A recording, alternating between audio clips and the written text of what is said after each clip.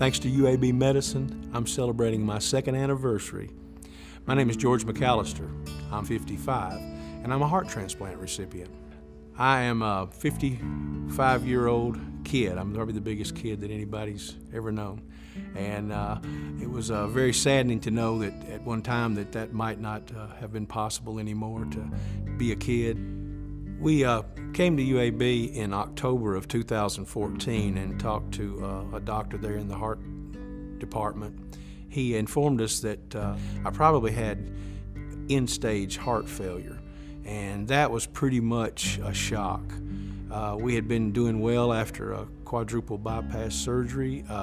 We knew we had the congestive heart failure, but we thought we were on the uptick. However, we learned that my ejection fraction was very low, and it was evident that I couldn't walk more than 10 feet at a time without resting. There's a couple of things you can do when you have end-stage congestive heart failure. One thing is to consider an LVAD, which is a heart pump that helps your heart to pump and return to a more normal state. We knew the possibility on down the road was a new heart. We were hoping for the best, which is very rare for a LVAD to improve the heart function to where you can live a normal life without a heart transplant. It didn't go that way for us. We had a couple of strokes, and after the second stroke, we were informed that we would be staying on the unit until we got a heart. You know, the stark realization, first of all, that you know, you're not going to live forever.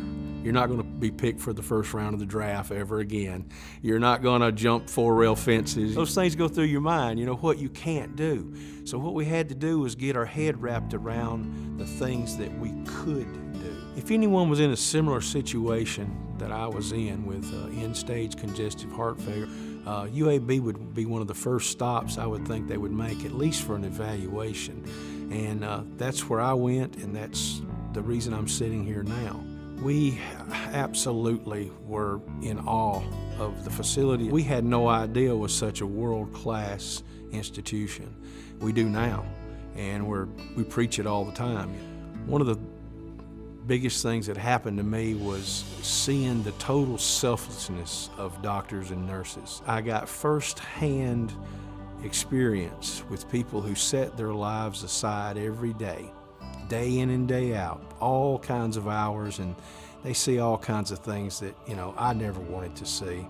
And they deal with it, and they bring comfort, and they give care, and it's just an amazing thing. We think of them as nothing less than angels. And they cannot know, they can never know the effect that it has and on how many people. It's not just me, it's not just the patient, it's not just the patient and his wife or his immediate family, but there are dozens and even hundreds of people that they affect on a daily basis, just in simple ways or in very profound ways. If I could describe my future in one word, it would be hope, and that's thanks to UAB.